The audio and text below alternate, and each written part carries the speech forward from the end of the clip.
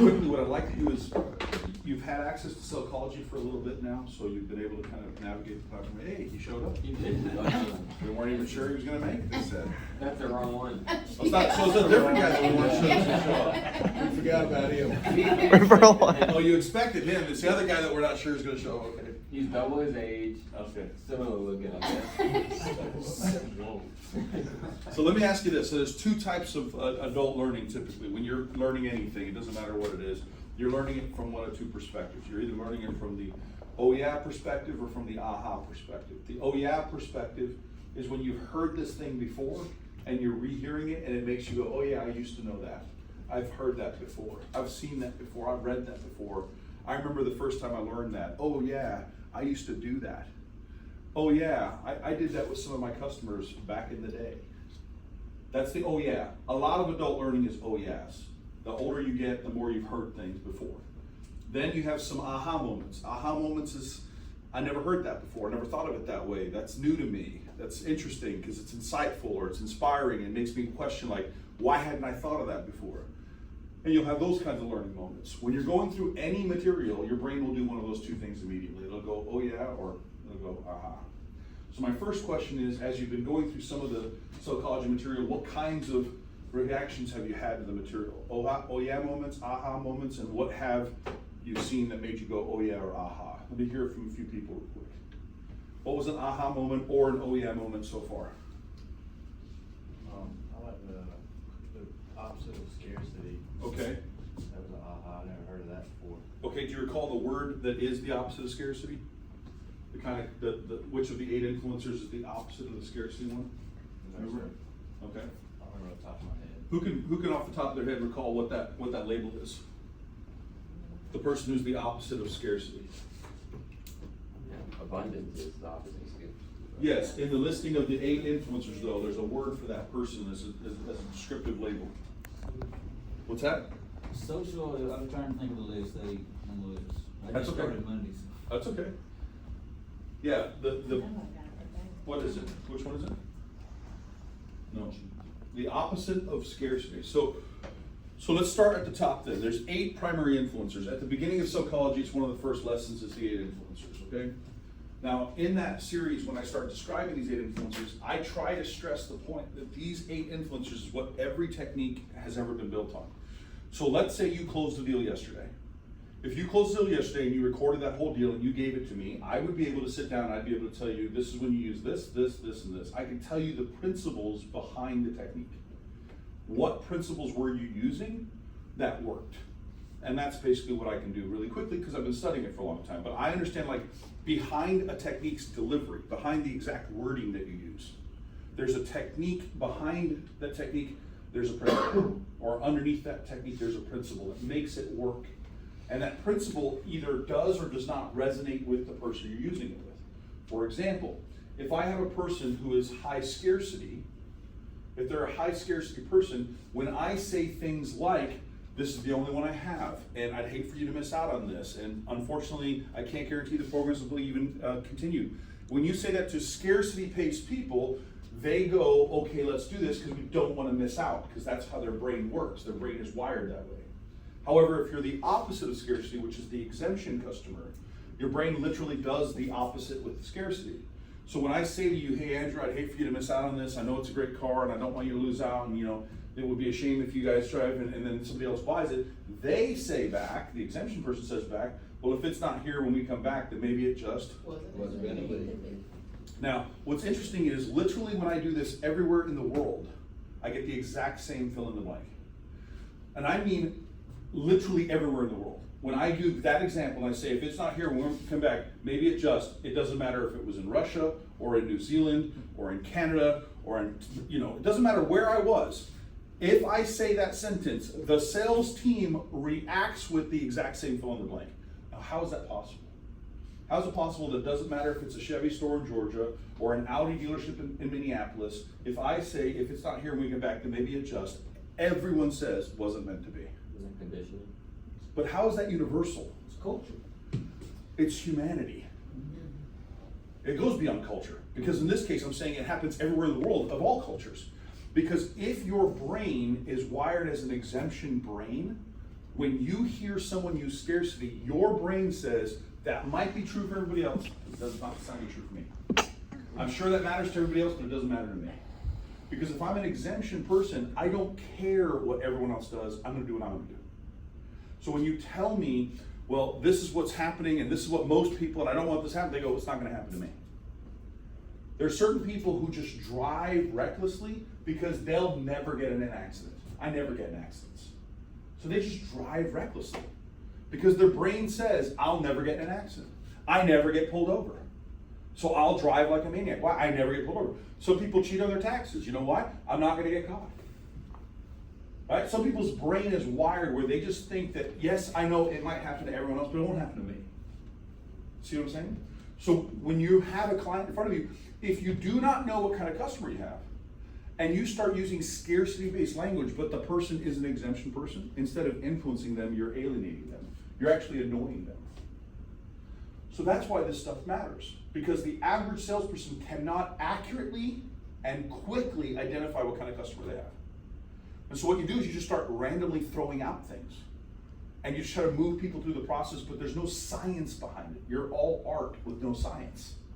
The art of selling is your personality. It's your charisma, your charm, and your personal, mindset. That's the art of selling. It's what you bring to the table. The science of selling is the part that doesn't matter who's doing it. It's the fundamentals, the principles, the patterns, the psychology. It's the part that matters that has nothing to do with your personality. Because if I'm a customer who's a social proof customer, and Becky is my salesperson, and Becky is not using social proof language, Becky is not influencing me. It doesn't matter how friendly she is or how nice she is, if her approach doesn't resonate with me, we can be together for 30, 40 minutes and I feel zero urgency and zero connection or zero desire to do anything. You were just referencing before we started, you had a customer and you were like, I don't even know why the guy was really even here. There are a lot of times where we're with a customer and we're like, I genuinely don't even know what the heck I'm supposed to do. Like, I need to, is there a button I should push, a lever I should pull, a dial I should turn? How do I get this person to do something?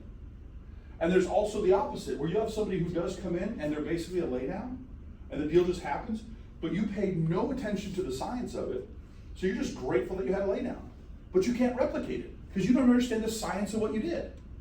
So because you just winged it and it just happened to you, you cannot replicate an accident. Not like that. So the reason why psychology is designed and created the way it is, it starts with the 8 influencers because I want you to at least understand why things happen. Why did the customer say what they said? Why did it work or not work? And the better you get at identifying the why behind the reason they buy, the better you are at figuring out quicker and identifying a pattern, connecting with that person, the more you can influence them. Who's ever had a customer that was maybe one of those customers that said, we're not buying today, we never buy the first place? You ever had one of those people? Yeah? And it's hard sometimes to kind of like, okay, how do I push this person without being seen as pushy? Right? Because if this person is genuinely telling the truth and they literally have no intention of buying, but I try closing techniques too much on them, I'm gonna alienate and upset them because they're gonna I told you. I already told you that. And the more you try to close them, the more mad they get at you. But the opposite is also true. We've had people say they're not planning on buying today and they all buy. So who's had a customer, I'm not buying today, still buy. So here's the question if you're a salesperson and you're confused.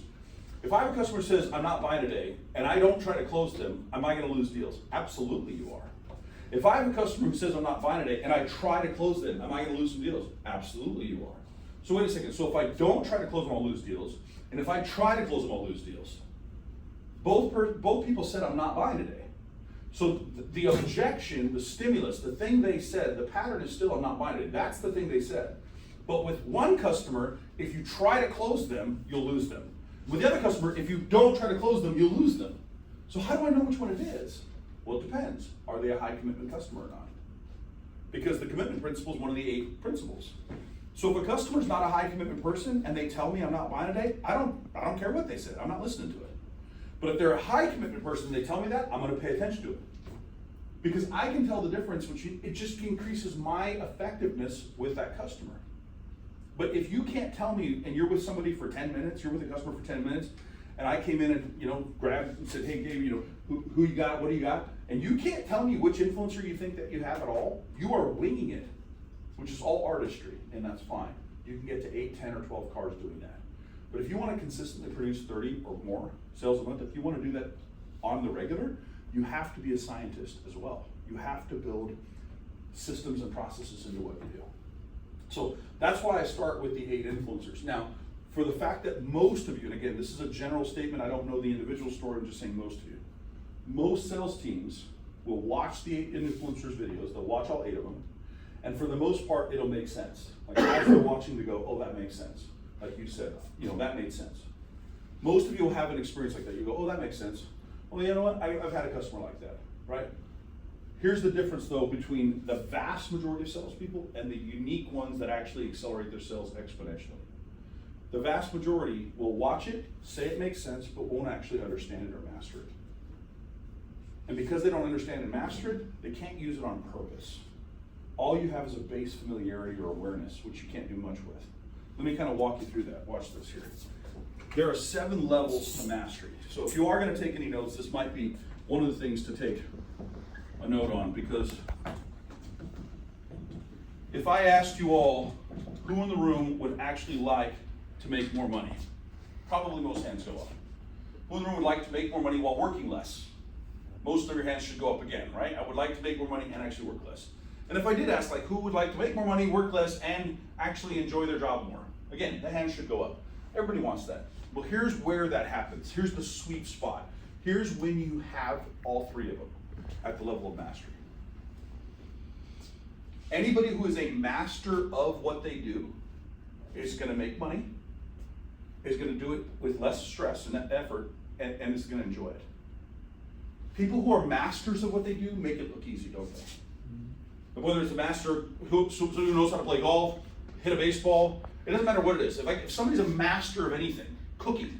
Sometimes I watch these cooking videos and I just watch people turn like random stuff in their fridge into like a meal. I'm like, how did you do that? Like you're some sort of weird freak. How did you look into a random fridge and do that? When you're a master of something, you make it look easy to everyone else who doesn't understand it. All the money is at the level of mastery, by the way. All the money is at the level of mastery. And so everybody says, I want the money. Well, here's what you have to do if you really want the money. The money is at the level of mastery. There's 7 levels. Level 7 is mastery. Now, if I go to the bottom level is ignorance.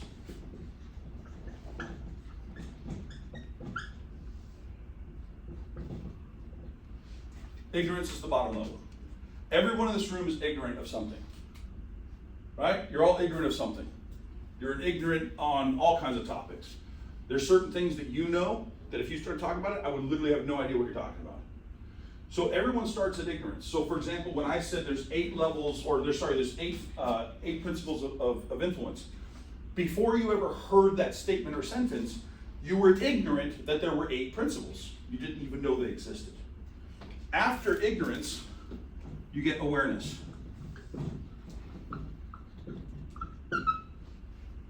You're now aware that they exist. I went from I'm ignorant of it to I'm at least aware that it exists. But let me ask you a question. How does being aware that something exists help you in any way? Gives you the option to learn. It gives you the option to pursue it, but the actual awareness by itself doesn't do much for you, does it? Awareness itself doesn't help you.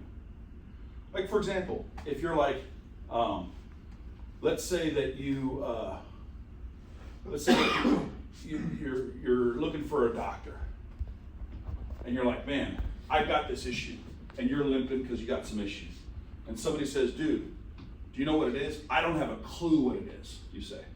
And they say, well, what are you dealing with? I'm dealing with this, this, and this. I said, dude, you know what it probably is? It's probably gout. You're like, what's gout? You go from ignorance to awareness that gout exists. But now that you know that it could be gout, does it take away your pain? Make your limping stop? No, doesn't change. Awareness by itself doesn't really help you. So you have to go to the next level, which is familiarity.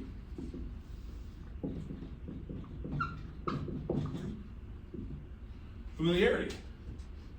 To go from ignorance to awareness, awareness to familiarity, what's happening as you go from awareness to familiarity? What is this gout? What's that gout about? You start learning about it. You start figuring out something. You start going, okay, what do I need to know about this? And that's true, like I said, about anything. For example, let's say that, I bring in a musical instrument you've never seen before. You're like, I don't even know what kind of instrument that is. I tell you, this is the didgeridoo. And you're like, what's a didgeridoo? Right? Never even heard of a didgeridoo before, right? Right? So you go from like, I don't know what it is, to I'm at least aware that it exists. Then I start explaining a didgeridoo to you, and you go, oh wow, that's kind of interesting, and this is how it works, and this is what noises it makes. And now you become familiar with it. Your informational level went up a notch. So now you have familiarity. After familiarity, you then need recall. You need to be able to recall information. Because if you can't recall information, you didn't store it well enough. So in the example we just gave at the beginning of this, when I said, what's something that was an aha moment, you said that one of the aha moments was the opposite of scarcity. He is aware that there's a thing that is the opposite of scarcity. How familiar is he with it? Sketch. So what's his level of recall? 0. He can't even recall it. Why? Because you cannot recall something you have no familiarity with. You cannot be familiar with something you're not even aware of. You can't be aware of something that you have no knowledge even exists. So each of these levels builds on top of it. You get to the next level, explanation.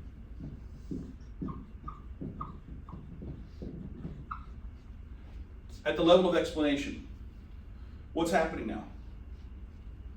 You're definitely familiar with it and you know it, Right? and you can teach it. Right, what happens is, That explains why my foot's hurt. That's right. If I can explain something to you, my level of knowledge about that topic is clearly higher than an average person, especially a person who's not even familiar with it.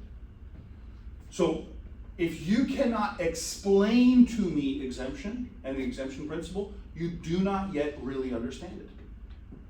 You can't even explain it. You can't recall it, so I know you can't explain it. Right? Some of you in the room are like, I don't even know what you're talking about, which means you're down here at the level of ignorance still. I have no idea what exemption even means. It's the first time I'm hearing it. So in this room, we might have somebody who's literally going from ignorance to awareness in this moment. And then somebody else is going from awareness to familiarity, somebody else familiar to recall, somebody else recall to maybe a better level of explanation. If we were talking about a guitar, and I said, does everyone in this room know what a guitar is? Yes. Okay, great. What's your level of familiarity with a guitar? Well, I could, I've seen one. I could probably draw one relatively close to what it looks like on a piece of paper. Probably draw one. Okay, great. How many chords are you familiar with on a guitar? Name 5 chords you can play with a guitar. Can you name 5 chords? Some of you in the room are like, I couldn't name 5 chords you can play with a guitar. Can you explain to me how I would play those chords? If I want to play an E minor, what fingers would I use to play an E minor? Who knows on a guitar? What fingers would I use to play an E minor on a guitar? So right now, the level all of you are at is stuck right here on a guitar. You can't even tell me with recollection, right? Some of you are like, I didn't even know there was a chord called E minor, so I was here just a second ago. What I'm saying is any topic, it could be guitar, it could be cooking, it could be gout, it could be travel, it could be anything. This is the way the brain works, okay? You have to go through these levels. Here's the great trap, here's the great lie. Here's why many salespeople, in general, get stuck at a level significantly below their actual potential. This is the great trick of your brain. Your brain thinks that this is good enough. That is where most of you will stop with psychology. The vast majority in this room will watch a module, will become familiar with the topic, because your brain will now know it exists, right? You'll have an awareness and familiarity. You'll stop there. And if I came in 3 weeks from today and I had all of you in the room again, and I said, what are the 8 influencers? Tell me all 8. There's a really good chance that one of you, maybe 2, would be able to eventually give me all 8, even 2 weeks from now. The vast majority will be like, oh yeah, I remember that now that you say that. Because your brain will lie to you and tell you it's good enough to become familiar with topics. And this is where your brain stops. Can't recall the information, certainly can't explain it, definitely can't demonstrate it.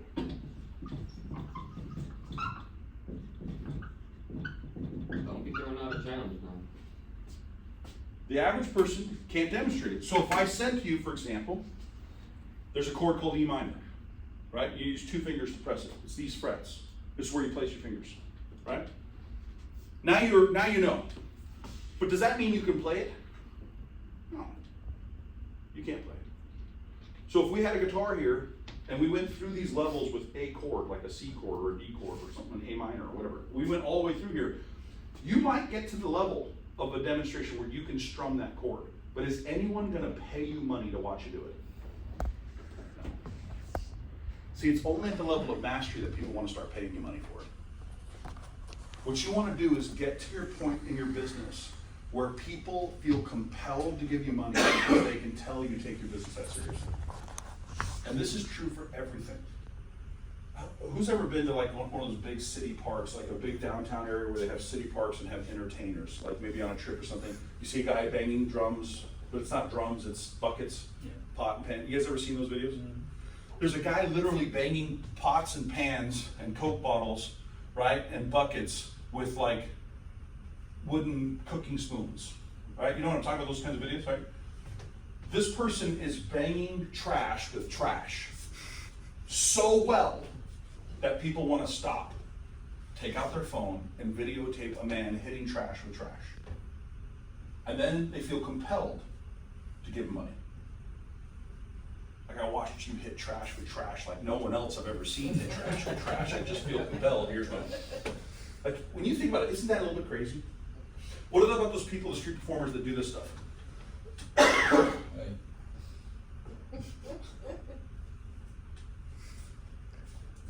Ever seen those people, right?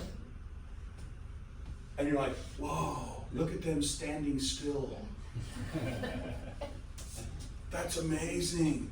This person's doing nothing so well. And they get out their phone and they start videotaping a person doing nothing. Like, I gotta send this video to people. I gotta upload a video of a person doing nothing. And you're just like, just take a picture. It would have the same effect, right? They're not moving. There's nothing to videotape here, right? But it's like the person's just standing still. And people, all these people, and what do people do? They go there and they throw a $20 bill. I stood around watching you do nothing for 5 minutes and wanted to pay you my money. Now here's why I say this. Some of you will spend all day doing nothing, and no one feels compelled to throw money at your feet. You can be outside today, waiting for an up, standing out there, doing nothing, and no one's gonna walk up and throw a $5 bill at your foot. You go, but dude, the way you wait around for customers, I'm impressed. I mean, I gotta tell you, I've never seen a person do nothing the way you do. I saw you at your desk. Becky, you sat at your desk and did nothing all day. Here's my money. The reality is, y'all suck at doing nothing. And there are people who have mastered doing nothing. And the level of mastery is where all the money's at. Whether that's golf or boxing or selling. Become a master of your craft. So the reason why I start with things like, well, it's an aha, what's an oh yeah, is because I want you to realize that when you're learning something, your brain will trick you into stopping at level 3. The great lie of your brain will be, oh yeah, I've heard that before, I've seen that before, I've watched that before, oh, I remember something like this. And you'll be done. But if I pulled you in a room and said, give a 20-minute class on that topic, I wouldn't be comfortable doing that. No, of course not, because you're not a master of it. Because you haven't mastered it, nobody wants to give you any money for it. So when you guys are in the platform, be cautious of your brain's tendency to stop at level 3. Be at least self-aware that that's what your brain's gonna tell you is good enough. But most of you in the room will say to me, if I asked you one-on-one, do you have goals or bills that require money? Becky, do you have goals or bills that require money? Mm-hmm. Do you have any big goals or big bills that require a lot of money? Yep. Yeah? Would you like to have more money? Would you like to? Yes? Yes? Yes. You feel certain? Okay. I've got a 10-year plan. You've got a 10-year plan? It's got Does that plan include money? Yes. Does it need some money? Yeah. So that's why I need you guys to realize, if you want to level up your business, doing whatever you've been doing at the level you've been doing it at is keeping you at the level you've been at. That's just the way life works. So if I said, do you have a goal that is bigger, that costs money? Yes. You've got to change something. So when you're going through the platform and you're going through the material, you're going to tempted to check out mentally, tempted to be distracted, tempted to check it off and go, oh yeah, I've already kind of heard that, seen that, watched that, knew that. This isn't the first time I've seen that. Your brain's gonna tell you that. You need to ask yourself, have I mastered this yet? As you're watching the module, go, have I mastered this yet? And some of you may need to revisit the first modules because you went through them with a checkbox mentality. You got to level 3 and you're going like, I gotta get these tests done so I can, get my tests done. Instead of going, I gotta learn this so that I can be one of the highest paid salespeople in the history of this dealership, because I have goals, okay? Eric, we're gonna switch over here for now. I'm gonna have you drive. I want everybody, please get out your phones. Go to Facebook specifically and type in Psychology University Private Coaching Group into the search bar, please.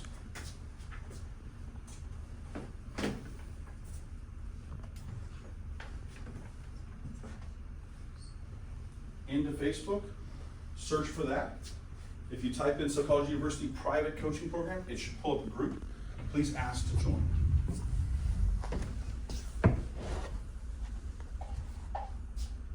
Okay.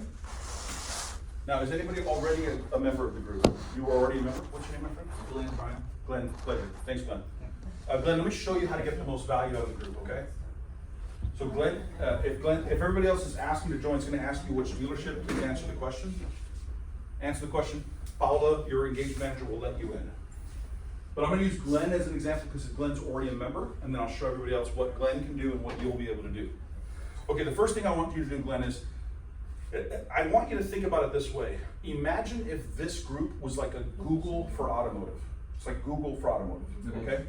So is there a topic you wish you understood better, wish you knew better, wish you could get better at? Is there anything in your business that you wish you could learn how to do better? Everything. But pick something. Okay, just go with objection. Okay, for now, objections, right? So can we go over here to the search bar? Now, on your mobile device, Glenn, you'll do this at the top of the bar. The top of the page is where your search bar is here. You're gonna just type in objections. Okay? Now, it's searching inside the group for the word objections. Here's a post. Okay? So this is the first thing that popped up. Scroll down here a little bit. This next one here, it says video 1 of 3. Have you ever had any of these 3 objections when selling a used car? Can you hit see more? Have you ever had a customer say, I'm looking for a used car with low miles, nice condition, late model, but I want a low price? Everybody ever had a customer like that? Yeah, okay. How about this one here? I don't want this one because it's got rock chips, too many miles, a dent, or scratched rims, etc. Anybody had a customer like that? What about here? I'll take it if you'll discount the car because of the blah, blah, blah. Anybody had that? Yeah, okay. If you've ever had any of those happen to you, Glenn, this is a video, scroll down a little bit. This is a video of me live handling those objections with a customer real-time live. So this is me taking a TO because this lady was there to buy a car for her daughter. Now let me describe the actual scenario and you guys tell me if you think this is a good one for you to see live. This lady is there as a single mom. She's doing this by herself. Her husband and her have been divorced, so she's now carrying this load by herself. She's there with her daughter. It's her daughter's first car. So I've got a single woman with her daughter, first car for the daughter. She works at a bank, does financial stuff at a bank, okay? So, first time buyer for the daughter, mama bear watching over things, works at a bank. Would you say that's probably almost as tough a customer as you're probably gonna get on a used car? Customer who wants the best possible new car for used car pricing. Would you agree? Okay. This video is me walking her through it, and if you wanna expand the video real quick here. This is 10 minutes. And this is a technique called the Chomes Tower. Visiting with the client for the first time about this and trying to narrow down selection, Janet has already identified 2 vehicles in inventory. She went online and found vehicles that met the mileage requirement, and then she also sorted by pricing and by the vehicle type. So she's done that research. But sometimes a client comes in and they have some flexibility, like she does. And so how do you explain how you can narrow down that? I'm gonna use what I call the Chomes Tower. So this is a video explaining the Chomes Tower, which is how you help a customer know how you can narrow down vehicles. So we start with this. First thing I do is, actually, I'm gonna ask you to do this. Can you just hold that for me? Mm-hmm. Down here? Yeah, that's fine. So you're gonna do the Chomes Tower. So the first thing I'm gonna do is I'm gonna draw. All right, you can stop right there. Like this. Pause. Okay. So this 10-minute video is me actually taking the TO, handling the objections live while training live at the same time. Teaching my customer exactly what technique I'm going to use to overcome her objections. That's when you're a master, you can do that live with customers, okay? Now, if you go over here to the comments and hit comments, this is part 2. This is what happened after that technique, scroll. This is part 3. This is the delivery vehicle when the daughter came in to take delivery. The deal closed, okay? How did I find this video, Glenn? What did I talk? Objection. I just searched the word objection, and it was one of the examples that popped up. Now, Glenn, in your business, do you anticipate having customers who have unreasonable expectations about used cars will likely happen? From time to time, absolutely. Yes, anybody who's been in the business for more than a week, how often will it happen that you have customers who are unreasonable about used car conditioning and pricing? It's gonna happen? Yes. So this is a pretty relevant topic, all right? X out for me. Okay, now scroll again. Here is handling objections. See more? Spouse is not here or not on board. I'm not ready to do things right now. I just want to think about it. I need better payments or I need a lower price. Are any of those going to happen to Glenn? Every day. Okay, scroll a little bit. So this particular video, sorry, go back. Click on that video. That video is 38 minutes, Glenn. It's 38 minutes of me working with the sales team, with several sales teams, walking through specifically how to address these things and handle these objections. Can you X out? Okay, scroll.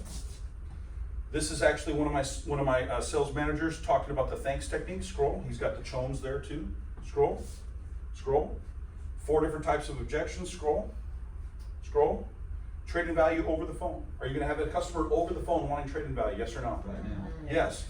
Can you click on this? It's 15 minutes. This is me live at a dealership.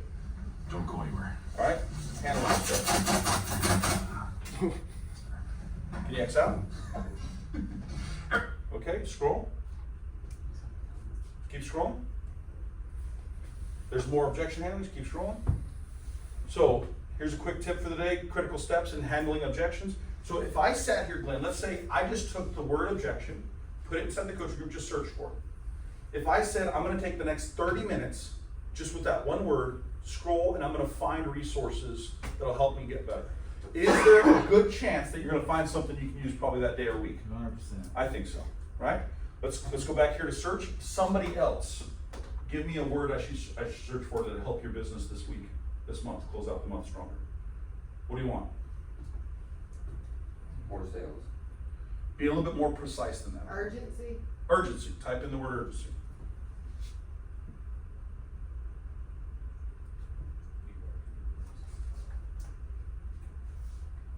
Ten questions to add emotion to your process. Many salespeople go through the motions when asking investigative questions, but going through the motions without emotions doesn't create desire, urgency, or action. Do you want your clients to get excited about your product? Start asking emotion questions. Here's 10 questions you could be asking your customers to increase their emotions or their urgency. How fast did I find that based on what you said urgency? How quickly did we have this up? Quickly. Within 10 seconds. So what I want you all to realize is you'll literally be with a customer who will leave the dealership and you'll be like, I don't even know what I could have done because these people had no urgency. Then you'll spend the rest of the day in your head playing back the movie, trying to figure out what you could have done, what you should have done, walking around frustrated about it, going to the next day frustrated about it, maybe even have a similar customer does it again. Now you got a whole week where your whole week is cracked because you're just like, everybody I'm talking to, there's no urgency. Well, it took me all of 4 seconds to start solving it because I was resourceful. And that's the difference. The average salesperson stays stuck because they think they have a lack of resources. What I'm saying is you have a lack of resourcefulness. The resources exist, you just don't know how to access them. Whatever you're currently frustrated by, someone else has already solved. The number one thing you think is holding back your business, someone else has already solved it. It already exists. You're just trying to figure it out up here instead of figuring it out right here. So let's go back, or sorry, scroll down some more. Keep going. Urgency and scarcity. Go ahead and hit see more. So here's again a post I did about urgency and scarcity and how do you activate them. Scroll up more. Here's role playing right here. Creating urgency without lying after they say they want to keep looking. Here's salespeople actually role-playing techniques on how to do that. So you can hear how someone else might use it and go, wow, I like the way they said that. How many of you have ever heard or overheard someone in the close and you go, God, I like the way they just said that? Does that ever happen? You're like, oh man, I love the way you said that. You know what would be great is if you weren't only limited to the 7 people in this room that you can hear from. What if you actually could hear from 700 people? Do you think that might shape your skill set a little bit? Scroll a little bit more. Here's me here. Best way to influence someone, right, is to find out what already influences them. So there's a video about that. Scroll some more. That's about creating false urges. You keep scrolling. So all these posts here are all in some way, either in the post or in the comments, has the words. Let me get one more example, then we'll move off this. Right? 5 end-of-month activities if you need traffic. Watch this. If you know somebody, this will help. 5 end-of-month activities if you need traffic. Does anybody want more traffic? Okay, 5 of those. 3 end-of-month closes for you, and creating urgency without scarcity. This also a video exercise to smash your end-of-the-month goals. So this video here. So again, how did I find this? I just typed the word urgency, kept scrolling. Find a topic, read it, write down some stuff, go, that's good, scroll. If you just, how often probably should you make a habit of doing what I'm doing right now? Every day. Once a day at least. Y'all realize, like, if it's just once a day, if all you did was have an alarm that goes off at 10:30 in the morning, and at 10:30 in the morning, unless you have a customer in front of you right now, just sit down and just do this for 30 minutes, 20 minutes, 10 minutes. Just make it a habit that every morning at 10:30 or whatever time is your time, you're gonna intentionally go in there and you're just gonna search for something that's bothering you right now. Try to find some answers, okay? We get one more example and then we'll move off this. Okay, the general course and process. So again, anytime the word process is being mentioned, it's gonna be in here. Can we scroll down a little bit? Watch this, no, scroll it back up, watch this. I shared with Jonathan, this is a sales lady, she said, I shared with Jonathan, I get flustered sometimes, I just get a little lost and end up frazzled. And I feel like my clients sometimes feel I am disorganized or that I'm not as efficient with their time. He asked, would having a plan, a map, or a checklist of the process help you? I eagerly replied, yes. This document is a template of a checklist for a road to the sale, following the sales process to help me stay focused and organized with my clients. Can you click on that document? It's gonna up here, go ahead and click on it. So what you're seeing is her road to the sale document that we created, I helped her co-create it, Christina's customer experience. Go ahead and next out. So what you're seeing right here is her road to the sale. What we did is we took this and we just laminated it, put it on a clipboard. Then when she greets customers, she says, folks, one thing I'm committed to doing for all my customers is creating one of the best, most efficient experiences they could have. So you're not here any longer than you have to be. If I could ask you some questions to save you guys some time, would you guys be okay with that so I don't waste your time? And what do you suppose most people say? Sure. She says, I actually have a checklist here that just helps me stay organized and make sure that I don't miss anything and your time is valued. And then she just goes through the checklist. And it keeps her on track with the road to the sale, making her more efficient, more effective, and more consistent in her process. Who in the room would benefit from being more efficient, more consistent, more effective with your process? Of course. But do you have a document like this that you're using? No. Well, you could just say, I'm gonna create my own out of thin air in my own head. Or you just type the word process into the group, find this document, it's a Word document, open it up, swap out Christina with Glenn, make whatever change you need to, and now you have it. And now it takes you 30 seconds to solve something instead of wondering for 3 hours, 3 days, or 3 weeks, or 3 months why your process sucks. This is why this group is so important. Because some of you guys, the difference between where you are and where you want to be, it's ignorance. You don't even know what you should be doing different. You don't even know.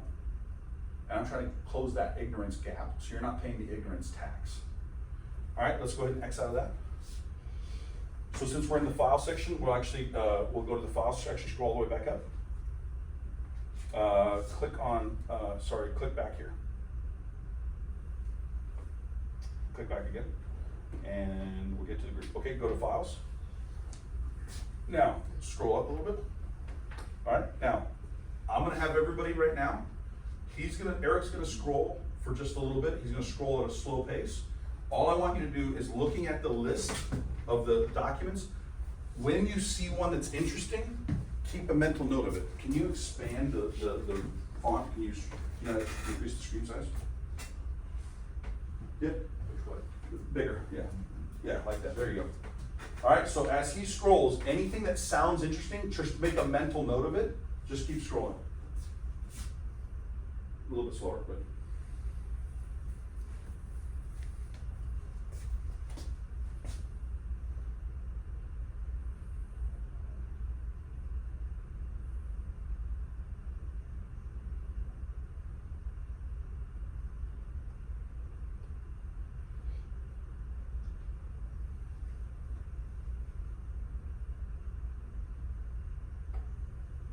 All right, pause there. Has anybody seen a document that you thought was at least interesting in its title? What'd you see? 10 things to make you, that's all it showed, but. 10 things to something? It Okay, didn't what else? finish. Is that what it was? Scroll back and find Lansdale. While you're scrolling back, somebody else, what else did you see? Deal autopsy? 10 things to remember about negotiating, Yeah, Glenn? yeah. Yep. There was a deal autopsy sheet, right? So let's find the deal autopsy sheet. There's deal autopsy, right? So go ahead and click on deal autopsy. Scroll up, you find the document and the post. Go ahead and click on the document.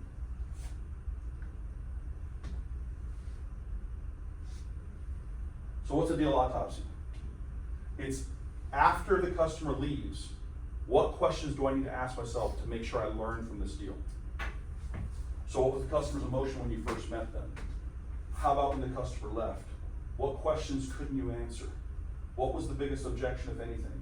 What was the customer shopping? Who was they shopping for? If they didn't buy anything, was it vehicle oriented?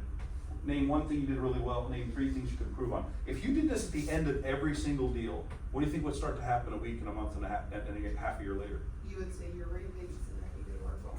You'd figure out, I need to figure out how, I'm seeing this pattern.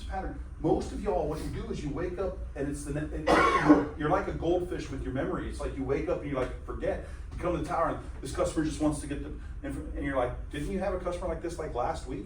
Yeah, I know, but this one, yeah, but what did you do last week? Oh, I don't know, but what about this one? It's just like, this is the same objection. Like, why are you caught off guard every single time this happens to you?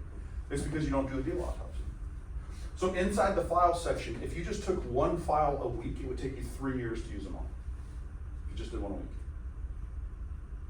So that's what's inside the coach room. So inside the Psychology University platform, you've got the platform content, which is structured, systematized, it's in chapters. Your biggest risk will be staying at level 3 with the information. That'll be the biggest risk to most people. If I come back here in 6 months and I say, hey, what are the 8 influences? You'll be like, oh man, I knew you said you even told us you were gonna ask about that. Oh man, I remember some of them, like one of them is like society, and one of them's like, urgency. I'm like, yeah, none of them are those 2 things. You're like, oh really, did I get those wrong? Yeah. And that's where you'll be. Because that's where most people stop. But some of you be like, nah, I got it. Why? Because they're the foundational principles for how I can build my success. This is the other mistake a lot of salespeople make. They'll have access to this group, but they won't make a regular habit of searching the group, asking for help and posting in the group, and using the files. So I can go to most people's, and I'll say, hey Becky, when was the last time you were in the group? Oh, I probably should get in there more often. Okay, Becky, how's your 8-car month going, Becky? You enjoying that? Is that fun? You like that? Because you've been selling 8 cars for a while. But that's where a lot of salespeople just get stuck. And it's sad. It doesn't have to be that way. It doesn't have to be that hard, Use other people's work. These people, there's literally, if you just take the documents alone and how much time was put into putting all those documents together and physically creating the documents, you have literally hundreds, maybe even thousands of hours of work already done for you in a template. Cheat sheet. It's a cheat sheet, man. So with that, I'm going to just close it out with what questions do you have for me about psychology, about the platform, about anything that I can answer while we wrap up the meeting. So what are some questions, comments, concerns, thoughts, hopes, dreams, fears, insights, observations? If you have anything negative to say that in Chinese, please. Go ahead. When we're doing the test. Yes. And it'll be like filling in the blank. Yeah. We get it wrong, we don't know what the right answer is. It doesn't give us the right answer. No, it wouldn't. You'd have to rewatch it. Yeah. Have to rewatch it. Yeah. We all tried one. There was one that was like, we thought it was gonna be a report. It was like something about likability and familiarity. Yeah. And we thought the answer was rapport or something like that, and we could not get it We right. ain't figured it out yet. You thought the answer was 4? We did. What was the actual answer? We don't know. We never got it. We never got it. Oh, yeah. Well, you gotta give me a screenshot of that or something. I can't. If you have a screenshot of it, I could probably tell you what it was, or I could Yeah, find out, what's that? You can change the answer and make it seem like you knew what it was. I'm kidding, I'm kidding. No, yeah, no, I don't, I'm saying, well, you can go back and fill in the answer and it'll be right or wrong. But yes, to your point, when I designed it, like a lot of these training things, it's like, what color is the sky on a sunny day when there's no clouds? It's like multiple choice, blue or red, right? I decided to make my quiz questions actually make you have to know. So if you're failing the quiz, in my opinion, it's because you weren't paying attention that much. You weren't taking notes, you weren't pausing, you weren't paying attention. You were going through the motions, hoping to pass it the way you pass your certification through the manufacturer. You're checking the boxes mentally. That's what I think, because when the quizzes are written, they're written with an intent to make you go, I don't know, actually, I can't guess and get right all the time. If you can, you will not be able to guess all the answers to my quiz questions. You won't be able to guess them. If you didn't watch it, you're not gonna know. So I appreciate that, and I'm sorry that it's cumbersome, but I would just say you have to be even more. We did it, Oh, is this it? yeah, we did it as a class. We Okay. did it as a class Friday. Okay, and- We've been but talking We're not about smart, eight but we'll- core influencers that are impacting. Yeah, let's get to the question. All right, let's see.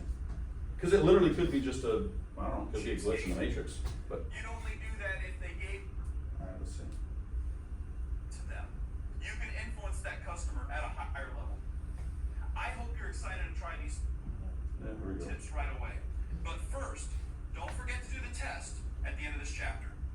Alright, so, what can you do? Okay. The more you can become relatable and familiar to your customer, the more blank you'll have. Is it influence? Yeah. Yeah, cause should be we talked influence. about that this morning. Yeah, should be influence, because the more influence you'll have, because I say in order to influence somebody, yeah. We tried. So how do we not try that? Because it literally starts with that. In order to influence somebody, you have to know what already influences them. If you want to increase your connection with somebody or increase your influence, yeah, so. It wasn't a trick question. It wasn't like banana was the answer. Now, Should be an like, how do answer we somewhere. not get- Yeah, that's okay. Hey, you're back. All right, so, but any other questions, comments, concerns about psychology? What do you go to school for? Well, I'm a college dropout, but when I was going to school, I was going to school for regular generals, and then I dropped out because I became a real estate investor. I have a weird story. I started college at 15, and when I was 17, I moved out, became a real estate investor at 18, and I was a junior, and I dropped out because I was making too much money in real estate. And then I got into door-to-door sales when I was 17, and I started doing door-to-door sales from 17 to 22, and I got the car business at 22. So my wife has her master's in psychology, so she actually studied like the academic side of it, and then I got my school of hard knocks and, you know, the degree, because I was a door-to-door salesman from 17 to 22, before I got the car business. Yeah. Anybody else? Questions, comments, thoughts, anything about the platform, anything about me, anything about helping your business right now you need help with? Notice you got trainings coming up. Yeah, this class is coming up next week. I know, I wanna send a few. Yeah. I know, a few, I haven't gotten with Jesse about it, but the next class. The next one's the personal branding class.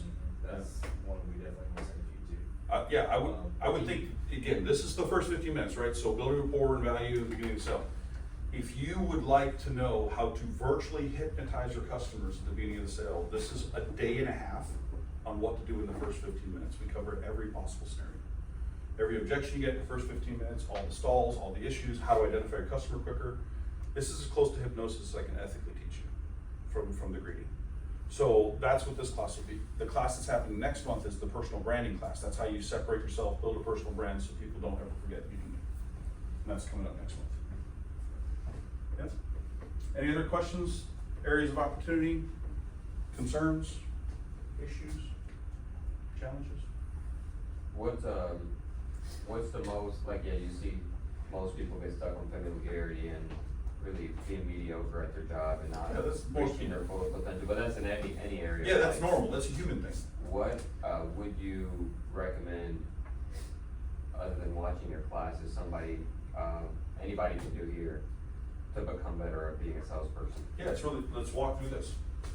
You're gonna get new information, like a technique, like how to do the Chomes Tower, right? The Chomes Tower was me, the video with the lady on the used car, right?